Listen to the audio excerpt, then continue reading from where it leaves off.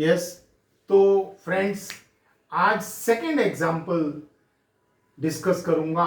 CONS3 का whole 6 carry the charge 3+। ये cobalt का कॉम्प्लेक्स है और स्ट्रॉन्ग लिगेंड कौन है इसमें? Amine is the strong ligand. मैं अगर इसके IUPAC नेम की बात करूं तो इसका IUPAC नेम क्या होगा? हेक्सामाइन कोबाल्ट थर्ड आयन। क्या होगा बेटा? हेक्सामाइन कोबाल्ट थर्ड आयन। कोबाल्ट का एटॉमिक नंबर कितना होता है? 27।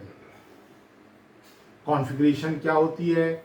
1s2 2s2 2p6 3s2 3p6 4s2 3d7 4p0, यानी 4p ऑर्बिटल इसमें भी क्या है? खाली है, वैकेंट है। 4s में 2 इलेक्ट्रॉन है, 3d में 7 इलेक्ट्रॉन है और 4p ऑर्बिटल खाली है। यानी ग्राउंड स्टेट कॉन्फ़िगरेशन क्या है? 3d7 4s2 और 4p0। डी में 7 इलेक्ट्रॉन है। 7 कैसे? 1 2 3 4 5 6 7। 4s2 और 4p0 खाली है, वैकेंट है। इस कॉम्प्लेक्स में कोबाल्ट की एक्साइटेड स्टेट में ऑक्सीडेशन स्टेट कितनी है बेटा? CO3+, यानी इस पर 3+ चार्ज है, पॉजिटिव 3 चार्ज है। और प्लस चार्ज जब आता है इलेक्ट्रॉन निकल जाते हैं। 3 इलेक्ट्रॉन निकाल दीजिए। कैसे निकालेंगे? 4s में 2 इलेक्ट्रॉन निकाल लो, 3d में से 1 इलेक्ट्रॉन निकाल दो, 2 + 1 3, 3 इलेक्ट्रॉन निकल गए, CO3+ आ गया। अब डी में कितने इलेक्ट्रॉन बचे? 6 इलेक्ट्रॉन बचे। एक्साइटेड स्टेट में p ऑर्बिटल में 6 इलेक्ट्रॉन आपको फील्ड करना है। एमाइन कैसा लिगेंड है? स्ट्रॉन्ग फील्ड लिगेंड है। मैंने आपको बताया कि जब भी कॉम्प्लेक्स में स्ट्रॉन्ग फील्ड लिगेंड होता है तो मेटल के d ऑर्बिटल में इलेक्ट्रॉनों की पेयरिंग हो जाती है अगेंस्ट द हुंड्रोल। 6 इलेक्ट्रॉन की पेयरिंग कर दो, 1 2 3 4 5 6 अगेंस्ट द हुंड्रोल। हुंड्रोल के अपोजिशन में पेयरिंग होती है। ठीक है भाई। अब अगली चीज, 6 एमाइन है हमारे पास। कितने एमाइन है बेटा? 6 एमाइन है। एमाइन मोनोडेंटेड लिगेंड है, एक लोन पेयर की शेयरिंग कराएगा। 6 इलेक्ट्रॉन की शेयरिंग करा दो, 2 to 4 to 6। कहने का तात्पर्य, हाफ डायरेक्शन में कौन कौन इन्वॉल्व हुआ? 2 d orbital, 1 s orbital, 3 p orbital. Half direction कौन हो गया? D2sp3। कौन हो गया बेटा? D2sp3। अब तुम्हारे पास 6 ऑर्बिटल हैं, अमाइन 6 अमाइन है।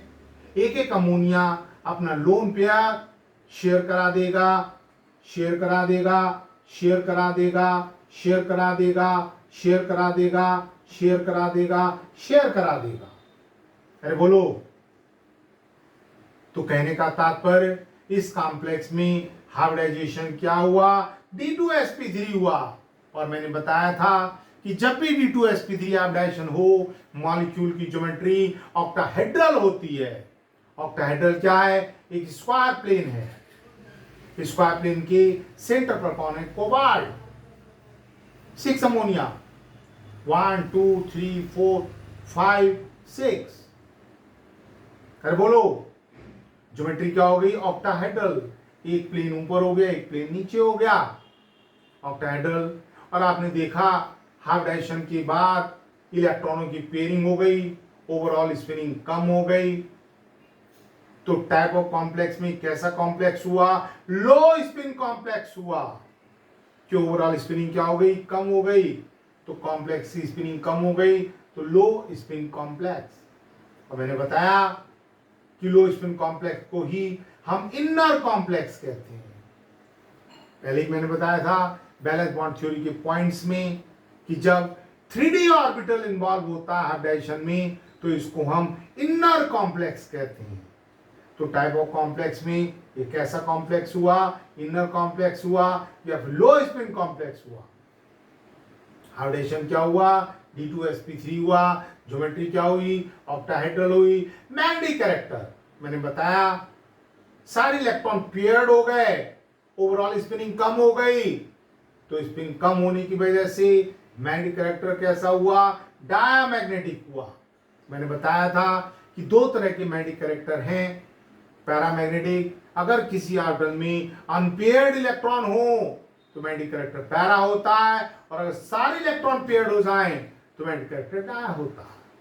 अरे बोलो, चूंकि यहां पर सारे इलेक्ट्रॉन पेयर्ड हैं, आप देख रहे हैं, तो मैग्नेटिक कैरेक्टर क्या बताओगे बेटा? डायामैग्नेटिक। अरे बोलो, और ज्योमेट्री क्या बताइए बेटा? ऑक्टाहेड्रल। तो this is the octahedral geometry. ये स्क्वायर प्लेन है। स्क्वायर प्लेन के सेंटर पर कौन है? कोबाल्ट है। First amine, second amine, third amine, fourth amine. एक एमाइन अबव द प्लेन, एक amine below the plane. Charge कितना है बेटा? 3+ है।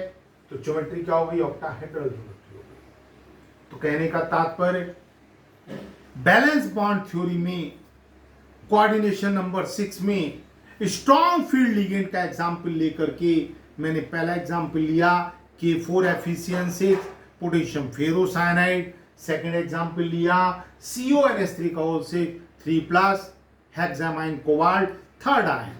और आई थिंक दोनों ही एग्जाम्पल बहुत अच्छे तरीके से आपके समझ में आए होंगे। डजेंट मैटर, को अच्छी तरह समझ में आए।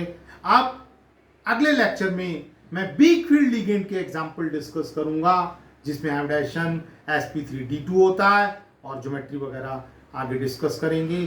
ठीक है, तो इसको क्लोज करते हैं बेटा, एंजॉय करते हैं। Okay, best of luck.